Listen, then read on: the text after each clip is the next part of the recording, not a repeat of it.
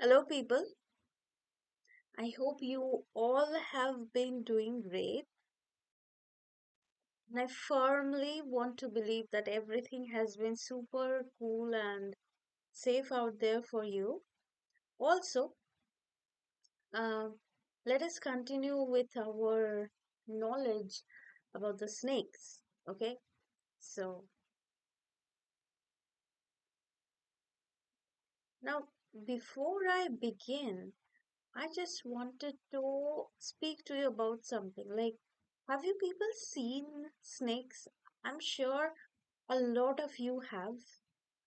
I have seen snakes, sometimes in the zoo, sometimes while I was uh, in the forest during a vacation. And of course, I have seen some in my very close to my household. And yeah, so I have quite a few of personal experience with snakes, but yeah, that is coming for um, later in the video. Stay tuned. So, to rewind, let us know a bit about the species of the snakes. So, as I mentioned, that there are 3,900 species of snakes, okay, and they spread out through the globe, except in Antarctica. Well, not just in the land, snakes can also be found in the sea and also as high as the Himalayan mountains of Asia. Have you ever been to the Himalayas and found that, some snakes? I'm sure that you have found that there are some, uh, snake charmers maybe that they have the snakes, but I have not seen. But yeah, I remember that while I was in the vacation in the mountains, I've been to this forest reserve, and there were the snakes. I remember that. So like in just a moment. Okay, the islands. Okay, the islands where you do not find the snakes are Ireland, Iceland, and New Zealand. Even though the island of New Zealand was frequently visited by the yellow-bellied sea snake and the banded sea cricket. Okay, so remember my video on elephant? I request you to go ahead and watch that video. They are divided into two, okay, and filled with information. I wanted you to know a bit about the, the that how much a elephant weighs, how is their anatomy, how they have developed their circulatory system, how have they developed all their, you know, senses. What is it up with the elephants? How are they listed in the red data list, etc. Okay, so remember how in the elephant video I had mentioned that they weigh even more than 5443 kilograms. Well, sometimes the largest extinct species of snakes are the reticulated python, and they measure about 6.95 meters, and the green anaconda, okay, which is the green anaconda, which is about 5.21 meter long, and it is also considered the heaviest snake on earth at 97.5 kg. At the other hand, Leptotyphus carlei, it is another species of snakes with a length of about 10.4 centimeter. Most snakes are fairly small animals and approximately 1 meter in length. See, people, I have seen snakes, okay? I don't think that they are small animals, but as I was making a research on elephant, sharks, etc., I kind of got to know that, these snakes are really fairly small animals, compared to that. But no, they are not at all that small, okay? So snakes have good sensory system. Okay. The pit vipers have the most of the sense organs of the snakes as well as additional aids. The pits on the snakes are infrared sensitive receptors located on the either side of the head, between the nostrils and the eyes. The pits have the capability and an inner cavity. The larger one lies just and generally below the level of the nostril and opens forward. Okay, so just imagine. Other snakes have infrared sensing lining above the upper lip and just below the nostrils. So they can sense, they have this, like, how I was mentioning in the elephants, we have the infrared and that supersonic capability to hear the noises. These snakes also have that capability. Okay.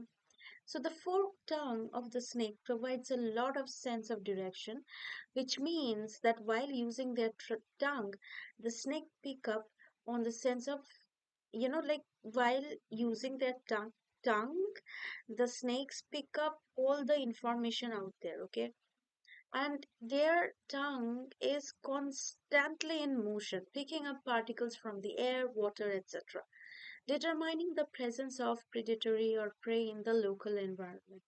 Okay, do you know that in anaconda the forked tongue is even functionable under the water? So these anacondas, when they are under the water, they can still, use not, I mean, not just in land or the trees or the plants that they're around. When they're under the water, they can still go ahead and put out their tongue and sense the information where their preys have been, where they predate. I mean, whoever is going to attack them, their trails. They can put the tongue. They can pick up the information and they can put it on that cavity, and their brain gets the idea that which way I need to go, which way I need to move. Okay. The snake puts their tongue out in the air and press it on the cavities of Jacobson's organ. So the Jacobson's organ is that cavity under their nose, and they put their forked tongue on that organ, and it gets that sense. It is a sensitive organ or an olfactory and sense organ in their nasal cavity that the snake use for smell, and it helps them to smell any kind of threat. And that makes the snakes pick up information every now and then, irrespective of where they are. My people, not all snakes have the same eyesight. Some of them have keen eyesight, and others are only able to distinguish what is light and what is dark. But in any case, the snake is capable of understanding movements. Okay? Snakes that live on the top of the tree have a better vision, and snakes that live in burrows have a lesser vision. Okay? Just remember that. Like snakes which are living on the top of the tree, they can see better, and those who are living in the burrows, and burrows are these mud holes that is dug deeper into the earth, and like they live there in the dark. And of course, why not? Because your eyesights will not develop, right? If you're living constantly in the dark, your eyesights will not develop. You need to get out and imagine, like, not just out, up in the tree, on the treetop. I mean, like, it is a bit this image makes me feel a little scared, because like, what if I'm passing by a tree and there is a snake that is looking at me from the treetop. It is so interesting to note that up until the mid 20th century, we were told that snakes could not hear. I mean, think about it. Even I was told for a long time by my mother that snakes could not hear. And it is only through their olfactory system or their hearing system that snakes could really hear. In fact, snakes have two distinct and wholly independent systems. One of these systems, the somatic system, involves transmission of frequencies of ventral skin receptors via the spine. Snakes also sense things via perception. The other system is where the snake picks up senses through its attenuated lung and puts it forward it puts it forward through the brain via the cranial nerve. Okay, so the cranial nerve, I think it is the nerve that goes around the skull. I mean, the cranial nerve, if I'm not wrong, is probably something that is linked through the skull. I will have to look at it and I will get back to you soon. Now, people, what does attenuated mean? So, here is a bit of information for you. So, you know, it means something that has been reduced in power or value. For example, the people were attenuated, like it is a sentence I'm giving to you to understand the meaning of the word attenuated. The people were attenuated by the sickness. It means that there were people who had fallen sick and they were, rendered powerless or helpless because of that sickness. Or that the people were made to lose power because they became sick. Also, people, cranial nerves. Okay, so cranial nerves are the nerves that sense things. These are the, you know, the so cranial nerves are the nerves that are associated with smell. Okay,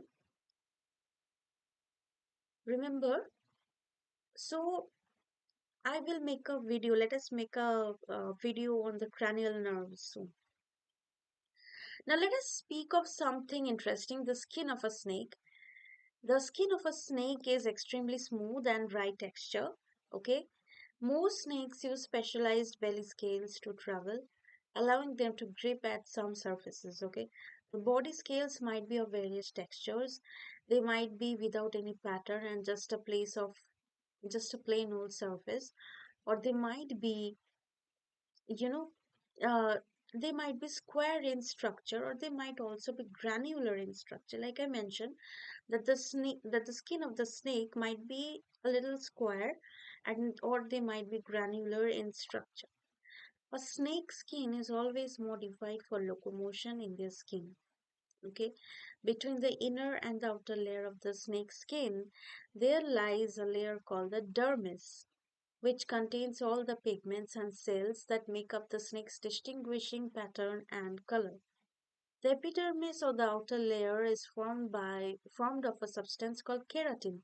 So people, those of you are, skin conscious, you must know what keratin is, right?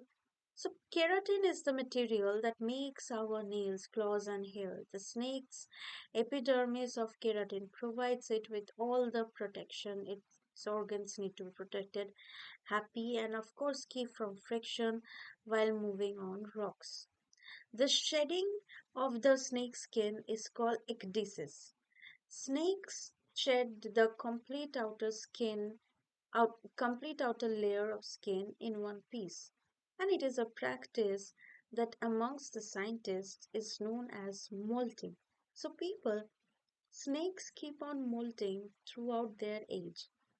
Before each molt, the snake regulate its diet and seeks a protective shelter. Just before molting, the snake's skin turn gray and their eyes turn silvery. The inner surface of the old skin turns into liquid and the outer surface starts to lose. After the few days, the eyes of the snake become clear and then the skin of the snake split. Shedding the skin is also known to release pheromones.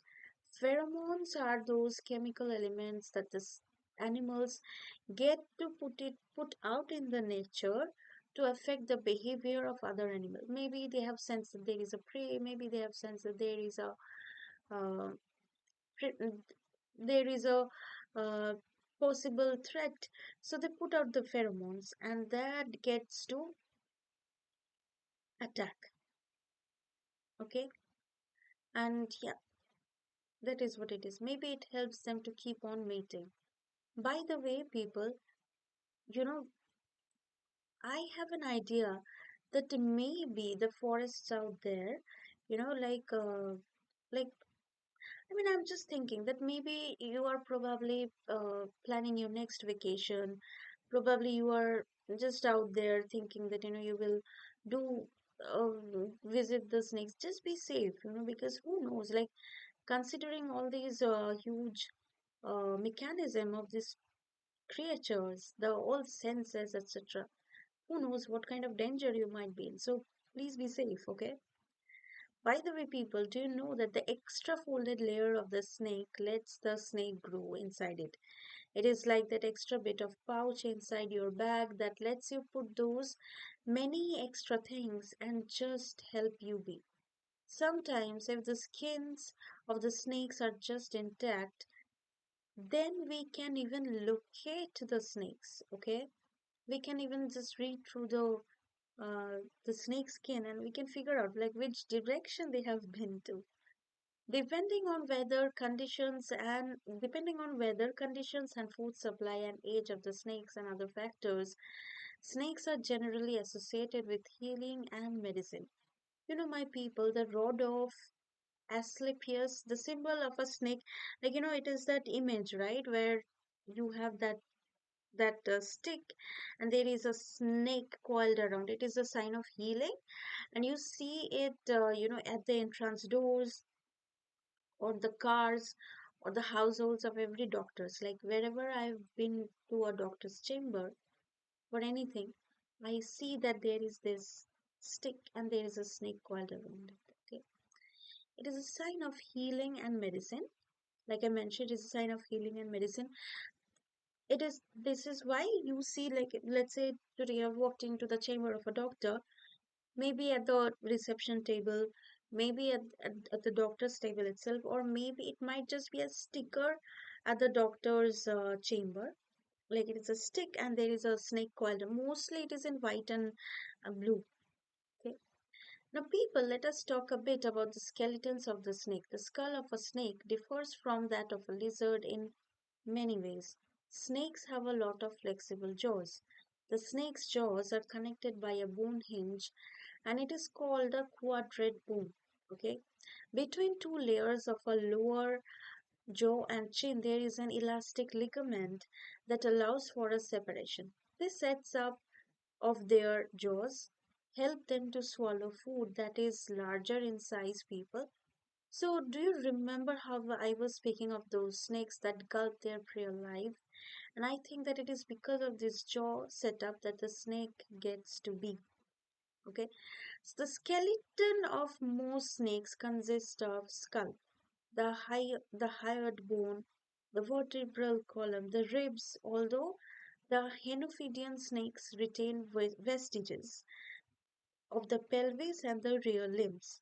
The hyoid is a small bone located posterior and ventral to the rear limbs. It also works as a muscle for the snake tongue, and it does in all tetrapods. The vertebral column of the snakes consists of between 200 to 400 vertebrae, or sometimes even more. Each vertebrae, that cord that protects our spine and connects our brain. In the, in the snakes, they have two limbs and two ribs articulating with them. People, do you know what is called the caudal anatomy? Well, that is the idea of self amputation. Okay, it is a bit dangerous, but just listen to this. Like, you know how some people have to amputate because of arthritis, right? Now, people, let us talk about this issue a bit, okay? Arthritis is something that is causing us to lose out on life, right? So sometimes when I put it across to my grandmother, to my mother, that how about let us go to this place? They are like, no, I cannot move without a car. Why? Because they have arthritis. Okay, so I am sure that you people are aware of arthritis. Okay, that but how are you aware? You are aware by the fact that you have arthritis. How sad, right? Whereas you can just move backwards and you can do all the necessary things. Like how about you take today as the deadline, and as a warning, as a red alert, and you educate yourself about arthritis, okay, and you do all the necessary things, whatever food you need to eat, whatever. See, I know as a fact that chia seeds, flax seeds, and protein rich flour like ragi atta, spinach, it helps with arthritis, right? So how about you have a more green diet, a more vegan vegetable diet? and you get yourself rid of arthritis. At least, if you cannot see, I have seen people getting themselves rid of arthritis. They do things that mitigate the pain, that heals the bone, it heals the bone marrow, etc. And the next time your children or your grandchildren ask you to, let's go on that trekking, let's go on that hiking, you don't make excuses. You get to go with them. The next time we want you to, like take that bus, take that public transport, you don't get to stop and say that no, I cannot travel without a car. You get to enjoy life as is. Okay, so this is my, like, it is a knock knock. Hello, people out there. Go and educate yourself about arthritis. Okay, and I will make a video on it soon. So let's stay tuned. Okay, snakes. Okay, are reptiles that have a heart. Well, they are very kind and generous and forgiving, I'm sure. But yeah, I can tell that sometimes they get energetic and sometimes they get very lethargic, especially during the time of that sleep, that winter sleep called hibernation. And there is another term which is not exactly sleep, but it is called uh, brumation, and it is a thing of inactivity. Okay, I will talk about it more. I mean, that is how we know snakes to be, isn't? Kind, generous, resourceful, always speaking the truth, full of heart, and also forgiving. They are just like one of our neighbors. Well, so coming back to the topic, the snakes have four-chambered heart. They have a left and a right atrium and one ventricle. Internally, the ventricle is divided into three interconnected cavities. The cavum arteriosum. They use it via the left atrium and one ventricle. So, people, atrium and ventricles are the four main chambers of the heart. Okay, the heart of the snake is connected through a lot of interconnected cavities. Okay, the cavum arteriosum have what takes the so this cavum arteriosum, okay, it takes the oxygenated blood from the left atrium located beneath the cavum venosum, and it is cavum pulmonale, which pumps blood to the pulmonary trunk. The snake's heart is covered and closed in a sac. Okay, it is located into the passageway of the bronchi. It is owing to the heart of the diaphragm.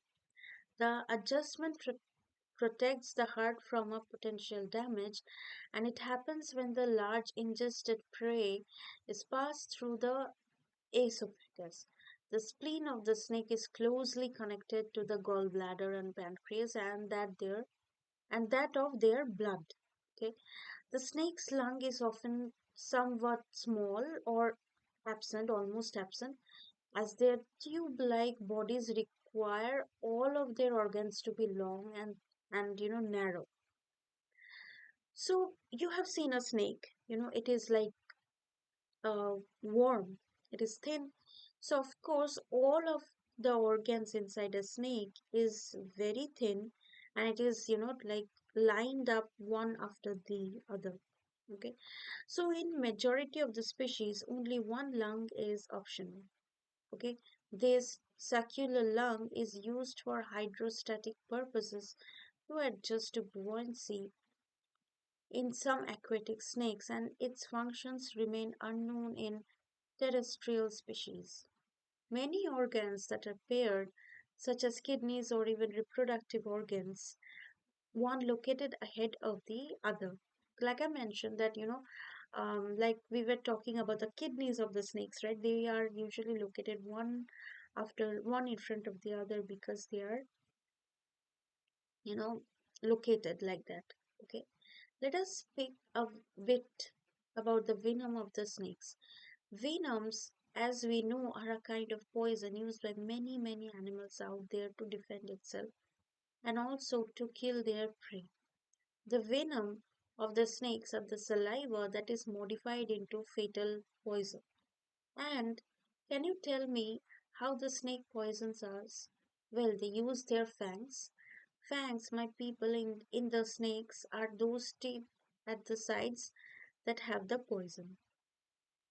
The fangs of the advanced snakes are rather hollow, and just imagine that if there is something that is hollow that we can very much understand, that it has a lot of space for the venom.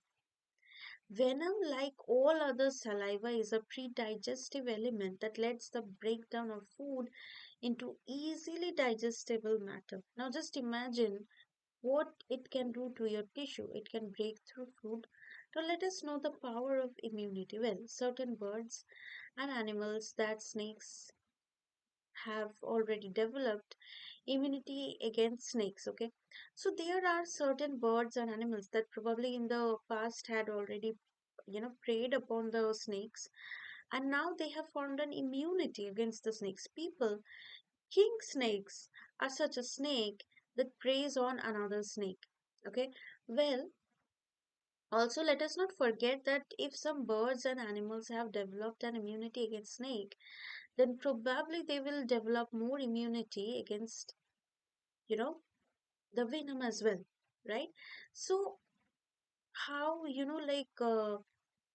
we have these things, right? How antibacteria eventually will cause all the bacteria to develop a kind of immunity against all these things. And how we know this facts that the more medicines we eat, the more our natural immunity will go for a reduction process. So that is what it is, people. you know uh, I mean, the only thing, the most serious lesson that I can learn from it is to not to take anything for granted. Like if people can develop an immunity against the snakes, I mean the those things, the snake bites, then it talks a lot about our immunity itself.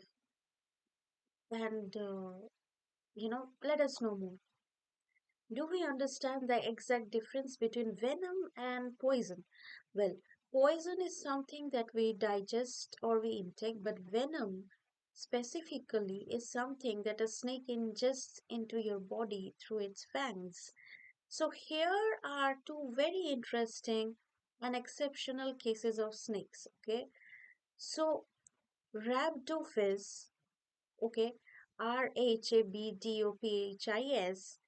another snake that is usually red and green of color, are the ones that collects venoms from another snake and then it selects them from their body to keep away its predators. So predators by people are those animals that help us with anything and everything. Okay. You know, I mean, garter snakes in the usual state of Oregon retains enough toxins in their livers from ingested newts.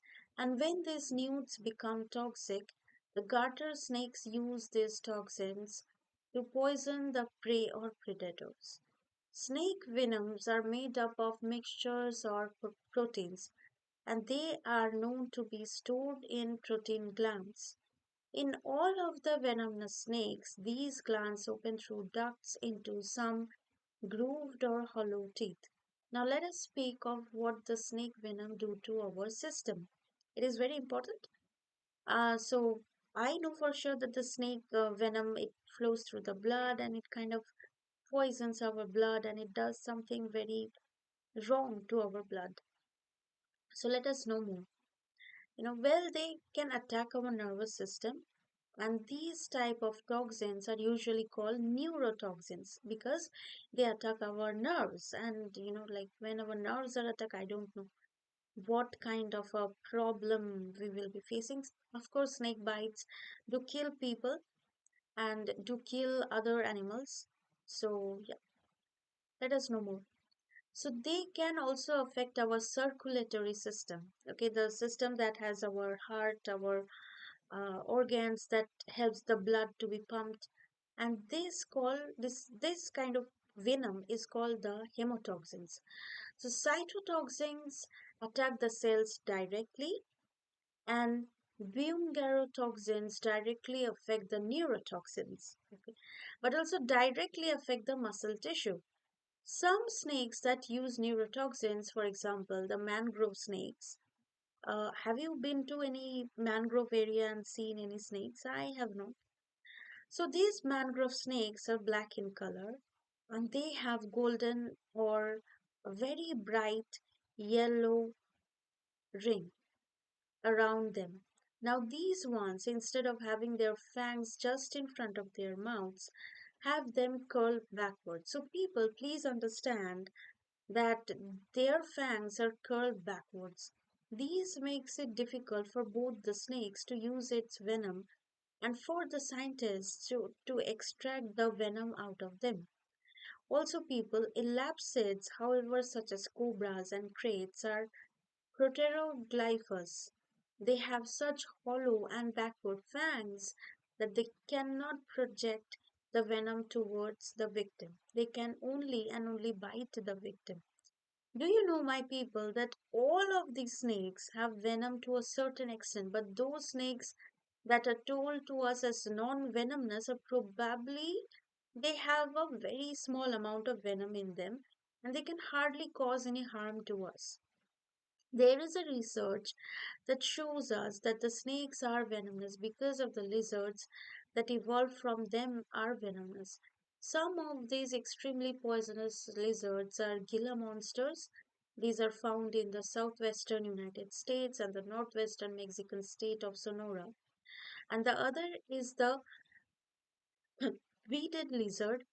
So these belong to the family of Helodermatidae. Helodermatidae. Helodermatidae. Teddy, like a teddy bear. But these actually are a family of Helodermatidae. They are also found in Mexico and southern Guatemala. The other of these very venomous species are monitor lizards, and they are from the family Varanidae and also the now extinct mosasaurs. So, mosasaurs is a variety of species, and these are the extinct species where from snakes have developed. These lizards are found in the Americas, the Asia and Africa. So this class of venomous animals are also part of animal classification Saurius. The Saurian clade is the clade of a classification of an animal kingdom that is Archosauria and Lepidosauria. Venomous snakes are classified into two taxonomic families called the elapids and the viperids. The elapids are the cobras. Have you seen any cobra? Well, I have been to a place where I have seen that there are these burrows and like large holes where the forest guide was telling that cobras live here. I was a bit shocked that I'm passing by this area where cobras live, and I don't know. I will make a video on that. My parents were there with me. I will gather them and I will make a video on that soon. But like it was a very thrilling and exhilarating experience. Like we were moving through the waters. It was a river. It is. I'll tell you what river it is.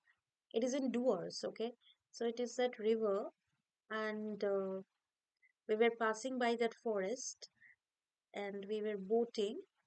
So there was one person who was like the oarsman who was doing that helping us with the boat, and there was this other forest guide, of course, because you cannot go into those places without the forest guide. And there were these holes, not exactly holes, but like mounds of earth where the snakes were there. Okay, so yeah. So these also include the king cobras, kraits, mambas, Australian copperheads, sea snakes, and coral snakes. Viperids are vipers, rattlesnakes, copper snakes, copperheads, and cottonmouths, and bushmasters. There is a third classification of these venomous snakes, and probably the last. Okay, So, according to the studies till date, I don't know, the zoologist might find next. So, these are called the colubrids, while including the bloom slangs, these tree snakes, the vine snakes, and the cat snakes. Although they are, you know, colubrids, they are venomous. Okay, so I feel a little scared talking about snakes' venoms. How about you? You know, have you ever been in a situation where you were affected by this snake venom? We were attacked one. I hope that you have recovered. I hope that you are safe. And I hope that you are taking the necessary precaution. Okay. So, there is this house help in our household. She takes care of my father's mother, my other grandmother, and she comes from the Sundarban area. And she tells that, once, like some quite a lot of years back, this was the norm that snakes are out there, and they will come at your household, do things that are dangerous. Sometimes they get on the roof of the house. So you have these people, they have either now they have made all these concrete houses, but earlier they used to have these straw roofs, right? And sometimes when during the rain these straws would start to rot, the snakes would come on the top of it, and it would cause these problems, like it would prey upon them. Now let us talk about the reproductive procedure of the snakes. How do they make babies? Okay, I feel sad and scared. I mean, imagine that the snakes have such a narrow body that their lungs are lined up one after the other, and also at the same time, the snakes employ internal fertilization. We know that this fact that the snakes lay their eggs and sometimes they even abandon them. Isn't it sad? So, it is a very common tale, right? It's a very common thing that we are told that the snakes uh, they lay their eggs and they sometimes even abandon it. Sometimes they even eat their eggs. I don't know if it is completely true or not, but I've heard these stories a lot of times. But some other snakes, like the king cobra, constructs its nest and stay in the vicinity after hatching of the eggs. So I'm sure people that you have observed these images in some movies or somewhere in the internet where these pythons coil around the eggs and remain like that till the eggs hatch, right? So female python does not leave the eggs except when it wants to get the sun or to drink water. She will even heat give out heat to incubate the eggs. Also, some snakes go to the level of shivering to use the body movement to generate heat to hatch the eggs. So that is a lot of thermodynamism right there. They would shiver and they would generate heat to keep their eggs warm. So I mean, people, you are clear about this, right? So that the eggs of the snakes, just like many other species out there, needs to be hatched. I had this very When I was a child, I had this very different ideas of snakes. A lot of people do have these different ideas of snakes, right? That they are these dangerous creatures always out there scaring people to death. They also have a cycle, they also have a family to maintain, responsibilities to be done. Okay, so my people, do you know what an ovoviviparous means? Ovoviviparous, Ovoviviparous mean. It means to retain the eggs within their bodies until they are extremely ready to watch. Okay, some of the snakes are also viviparous. It means that they have the mechanism which lets their fetus grow under their body. Okay, and fetus grow inside their body. They nourish their young inside a placenta until they reach a certain maturity. But then this is highly unusual among the reptiles and are also typical in placental mammals and requiem sharks or placent. So these are typical in placental mammals. And requiem sharks. I will make a video on requiem sharks very soon. So snakes lay their eggs and give birth mostly in colder environment. Now let us get a little deeper into the reproduction process. Okay, feels scary, but it is also very interesting. The steps are very similar to that of other animals and probably even that of us. The snake's fetus starts as a zygote. So my people, a zygote is something that is a single cell and it takes place immediately after the sperm fuses with the eggs. Okay, and then the single cell develops other cells and grows through cell division. And it causes the germinal disc. It also causes a blastodisc. So this is how the cell develops. The blastula, which is just a cell of a single layer, it is, remember, blastula is a cell of a very single layer. Okay, so they have this just a single layer, and then they develop into two layers. Okay, and it also uh, can you hear the so somebody is worshipping, they are doing the offerings to their to their god in the household. There is a little bit of bell noise and a conch shell noise. So this is how the cells develop. The blastula, which is a cell of just a single layer, it develops into two different layers called the gastrula. So blastula gets into gastrula, which is two different layers, and that is where the cell starts to develop. It becomes starts to become dynamic. Then it goes through the stage of neuralization. It folds the gastrula and makes a neural plate. Then a third layer forms, which is called the organogenesis, and that continues until their birth. So, people, please understand that there are these developments from the eukaryotic single cell zygote to the dual layer gastrula to the three layered organogenesis. These kind of cell division and development continues till the typical body of a snake can be developed. Okay. Multiple features of the snake differentiate the embryologic development of the snakes from other vertebrates. Two significant factors being the elongation of the body and the lack of limb development. Here is a lot of knowledge around the literature focusing on how does the limb of a snake develop. So Henophidia is the family of snake, the boas, the pythons, and other lesser known family of snakes. Structure called the limb bud forms, and that also degenerates right after the birth, or sometimes even during the birth. Also, people, the limb bud is a limb development thing. It means that had this limb not been degenerated, it would have formed another limb. So let's say, I mean, just to joke, you had a limb bud over here, and had it not degenerated while during your before your birth, you would have a limb coming out of here as well. That would have been something of beauty.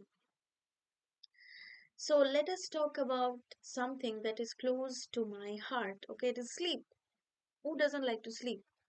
I know some people who sleep for 20 hours and they work for just 4 hours a day. Okay. Snakes and many other species like polar bear and other kinds of bears go into a mode of very long sleep when they can see that the cold will hamper their daily life. I will do that in the coming winter. It is my ambition. Okay, that I will just sleep. I will wake up to eat and then I will go back to sleep. It is called hibernation.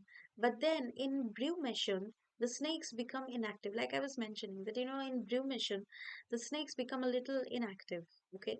I mean, even though they are not asleep, they do nothing. Okay. They just they just stay there looking out at the things. And in regions where it is too cold for snakes, snakes usually do these things. Okay. So the space where the snakes hibernate is called hypercula. It can be inside a bush or inside a burrow or inside a pile of rocks.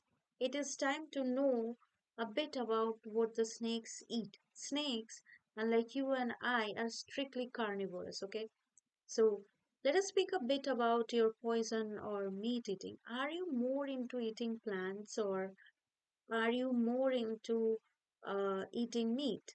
So, uh, like, are you one of those people who just can't survive without meat? Okay, so I have these neighbors who, I mean, I don't want to name them, of course, and this is not some shade throwing or something of that kind, but like they will not eat anything unless and until they have some meat on their plate. They will not pass the day without eating meat, without eating chicken or mutton or meat of any kind or whatever it is, okay? So it is also not so human, right? To be eating meat when you can meat so often when you can eat a bit more plants, right? How about making a move towards a more greener eating habits? Isn't that doable? I think it is doable, right? So now coming back to snakes, they are strictly carnivores.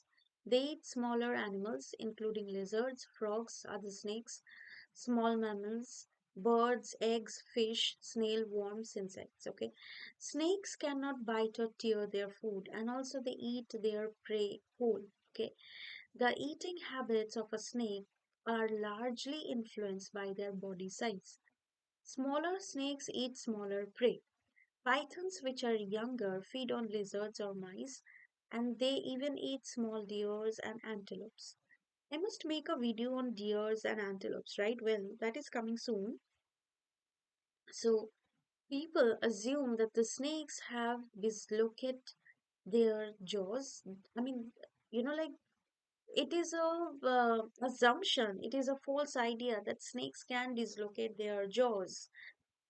Whereas snakes have a very flexible lower jaw. Probably it is because of the flexibility, it makes them think that they have dislocated the jaw.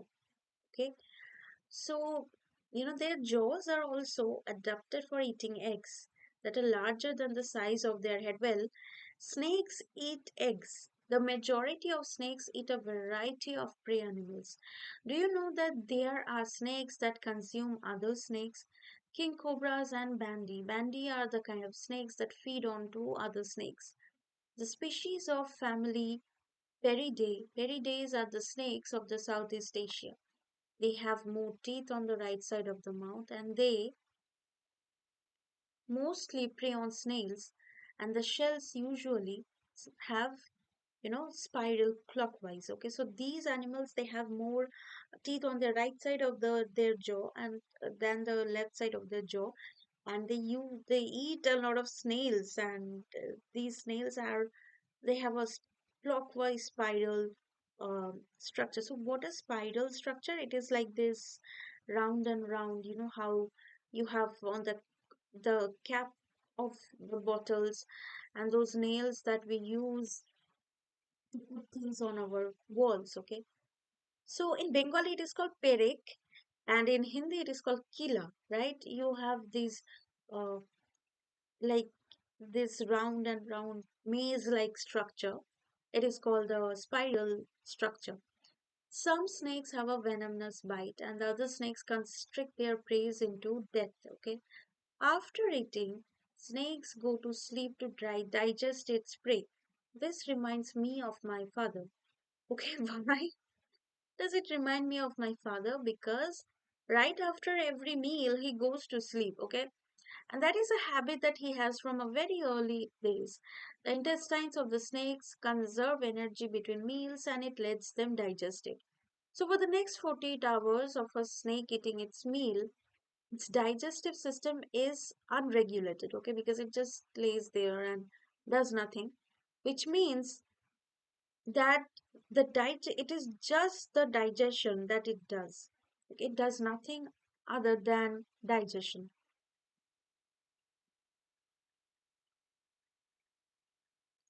So, you know, which means that if today a snake is eating something, then for tomorrow and day after tomorrow it will do nothing but just sit, and I mean not sit, but just it will just lay down and it will just digest whatever it has done.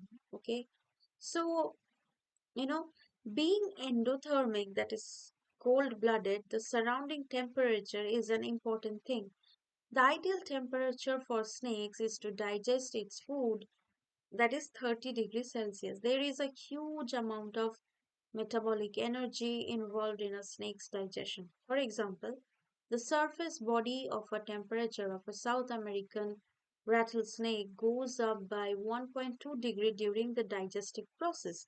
So this is extremely funny. Okay, when you disturb a snake that has just eaten and threaten it, it will vomit whatever it has eaten and it will move away to keep itself safe. Okay, so you know, now this is also a bit scary, that the that when you see a snake, probably don't disturb it, move away from it, because probably it is just laying there after eating something. If you disturb it, it will vomit whatever it has eaten and it will not be able to function, and you will be a snake's enemy. It will probably find you, come after you, and it will hurt you. I don't know in what way. So, you know, uh, this is a another scary fact, that once it is digested, it digests everything other than the hair, the nails, and the claws. So when you look at the feces of a snake, the excretion of a snake, you are sorry, you are most likely to find these things: the the the claws, and the nails of the snake. I mean, of that digested creature, the victim. So hooting, which is elongation of its neck. I mean, that was too much, right? And oh God, how nature works, right? Hooting, which is elongation of its neck, is something that cobras do. Okay, it is primarily controlled by rib muscles. And also, hooting is something that the snakes often do when they throw out venom towards a prey or something that is attacking it, and it produces a hissing sound. So, studies on captive cobras show that 13 to 22% of the body's length is raised during hooding. Snakes do not eat humans unless it is very much a danger. Okay. Mostly snakes keep to other animals, insects, and small birds. Now, I am not sure at all if they prey upon things that are larger than them. I wish I could make them eat vegetables. Okay. Let's see if I can do it. Now, the teeth of the snakes are not made for injuring the victim, it is made for grabbing, holding, and poisoning a prey or an attacker. Although the possibility of infection and tissue damage is something that a snake bite does to you. Okay, so according to WHO, World Health Organization, snake bites are listed under the other listed conditions category. What does it mean? Okay, it means that the snake bites are a cause of injury that harm, and they are also at the same time neglected. Maybe what the WHO really means, that what the World Health Organization really means about it, is that there needs to be more awareness around these snake bites, and the medicines require the timings. Like, let's say you are getting affected or bitten by a snake right now, you know, you can very much understand that you need to rush to the hospital right away. It is sad, but if your limb or an organ gets infected by snake bites, they must be non-infected, or the organ slash the limb must be amputated. And it is very sad, people. That is why I have been mentioning again and again. Like, just be very, what can I say? Be very safe. If you are living somewhere near the mangroves, near forest area. For example, I know that in and around Sundarban, some areas there are snakes, there are these tigers and wild animals, and you probably are in a danger of being affected. It used to be much more common back then, but not anymore. But still, just be aware. Just know that these things can happen. Spread the word. Help somebody out. Okay. So there are 725 species of snake, but out of those, only 250 have known to harm the humans anyway. Okay, according to the estimation of WHO, 1 lakh people die each year as a result of snake bites.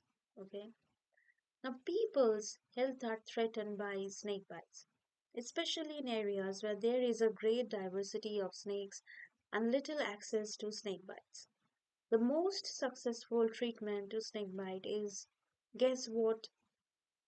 And I mean, just guess what it is, antivenom, and it is still made out of the snake's venom. So, do you know, my people, that in the rural areas they have very less access to these, fast transport where they can, like, let's say they can, just rush to the hospital, the clinic where they can be treated.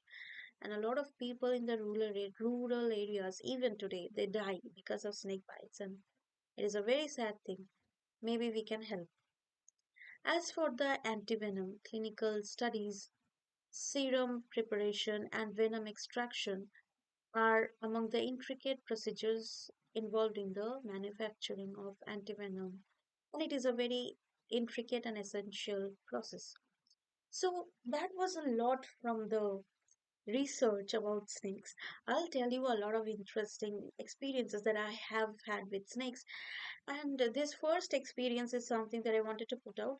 It is that I was one day standing at the balcony, okay, and I was standing at the balcony and in my household, and I started to have a bit of a conversation with someone out there. Okay, this lady, she was passing by, and I wanted to have a conversation with her.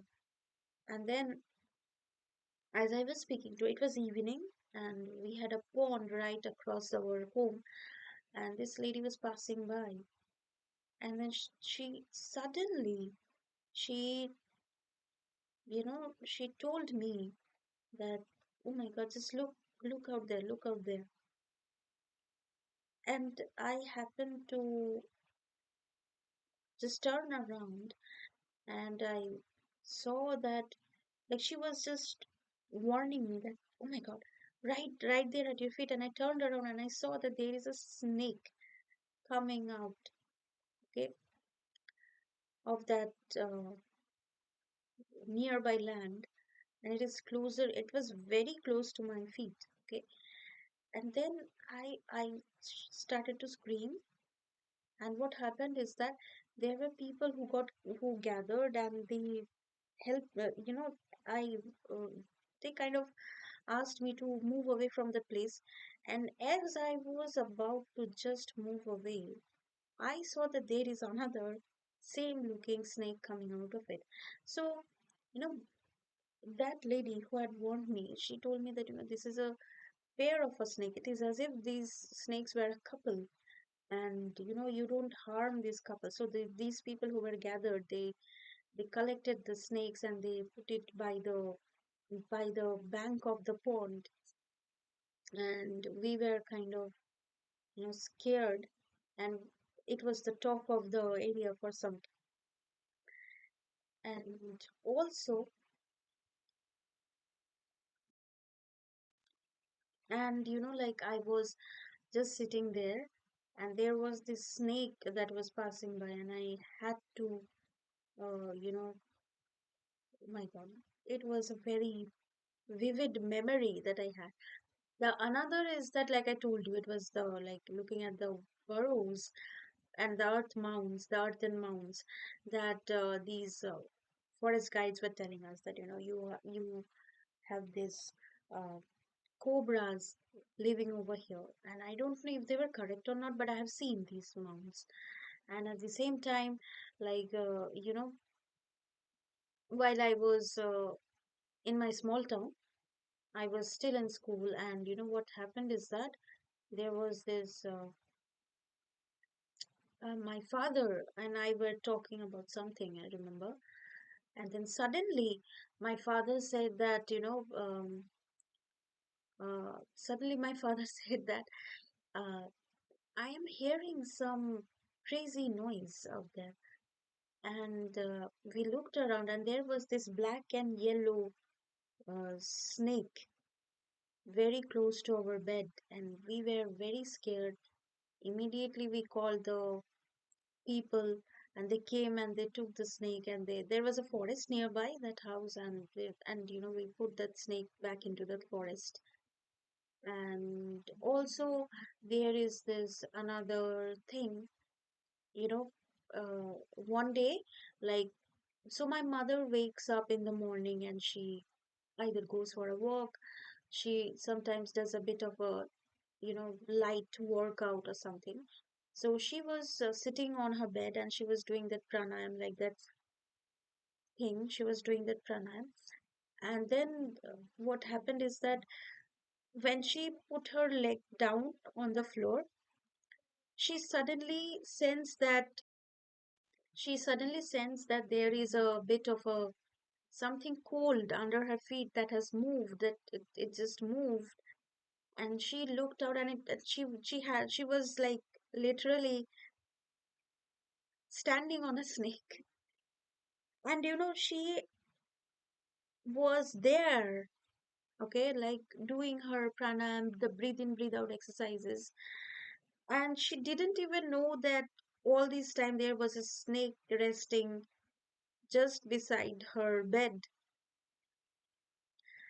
And I was also sleeping with her, but I had woken up a little earlier and I was out there doing my work, probably, I mean, studying. And immediately I sensed that, like, she started to scream, and as we saw, those were there. Okay.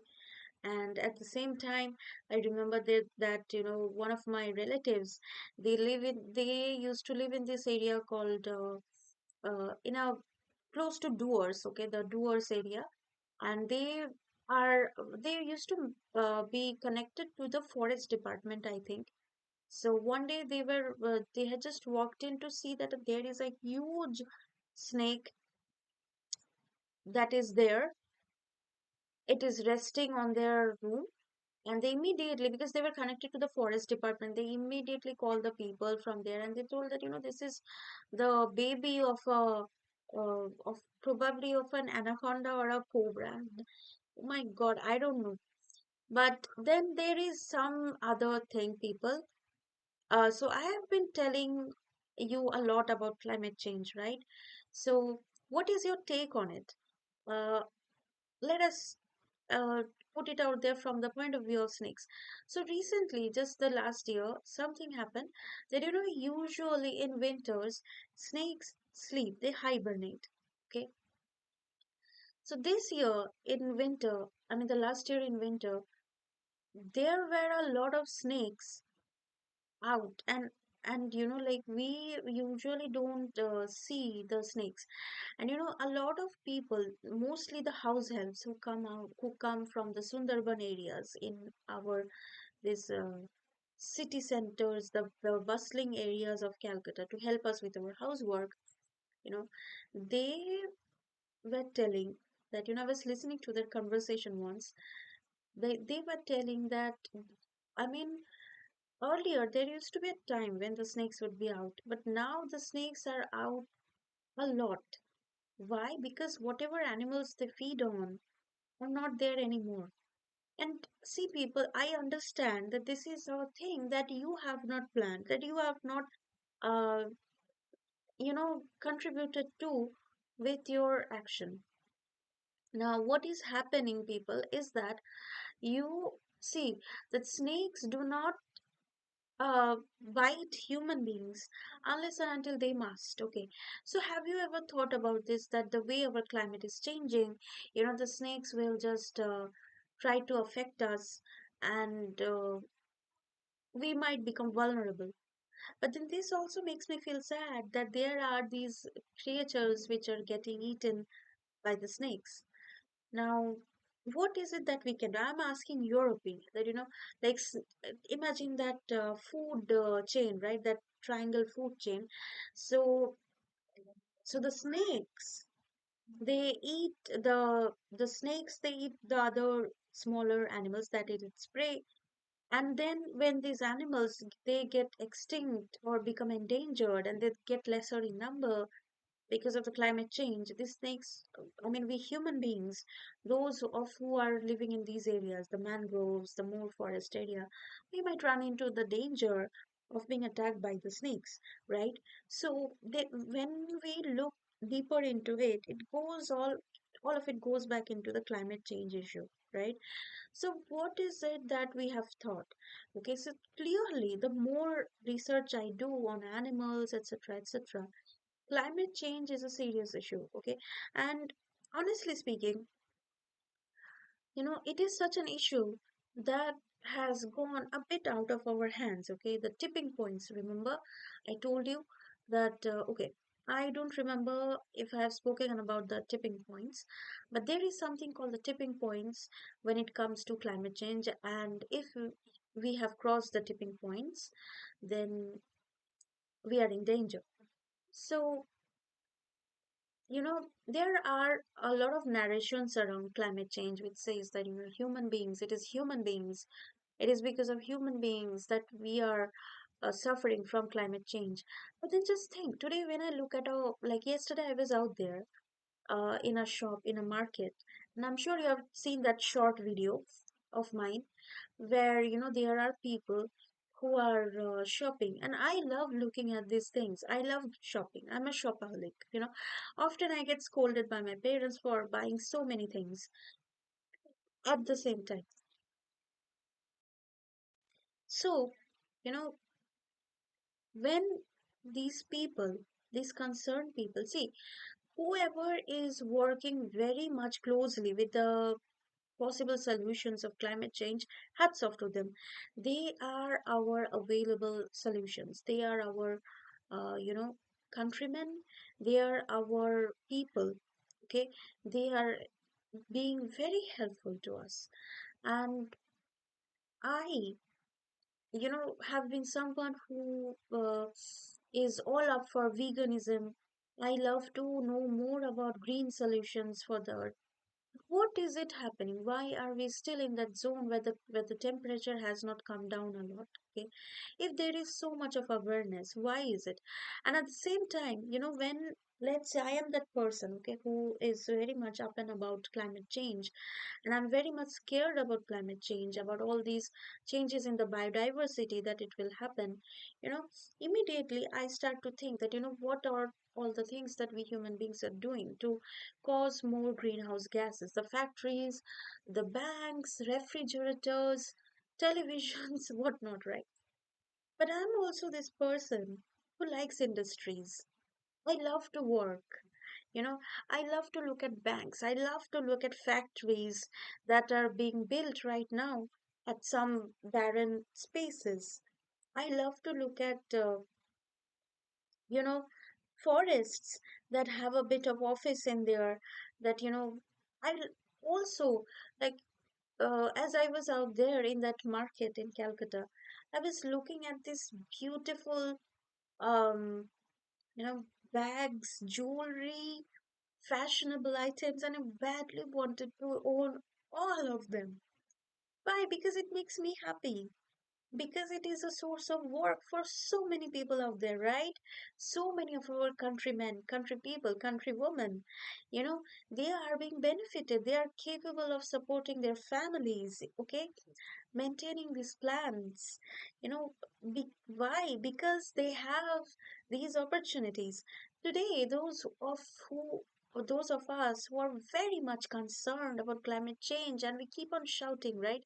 And pointing fingers at each other, then this factory is doing that thing, that business person is doing that thing, that industrialist has done some harm to us by cutting that forest and setting up their oil refinery over there, and probably that celebrity has killed that animal done that thing.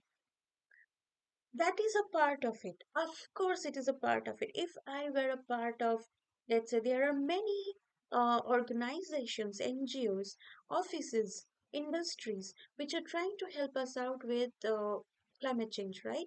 Uh, if I were a part of it, if I were educated that way, I would be very much sad that, oh my God, why is these many? Why, like, you take up the name of anything, any company out there, why is it causing me so much harm?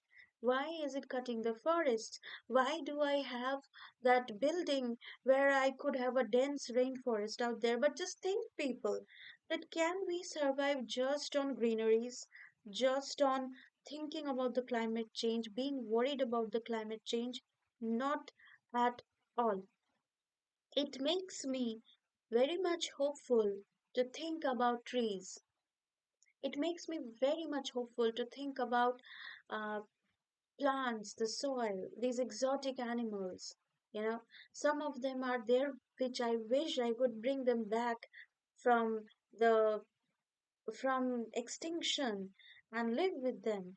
But then at the same time, it also makes me feel a little worried to think that we might or might not have these industries that has given us people like, let's say, um, all these bankers out there, all these uh, finance leaders out there.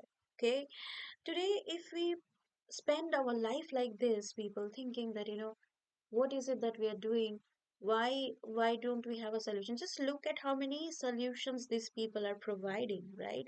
These people, they are providing every kind of solutions, like, I can tell you that today, if there is a school that is being built inside a forest, okay, because of some kind of um,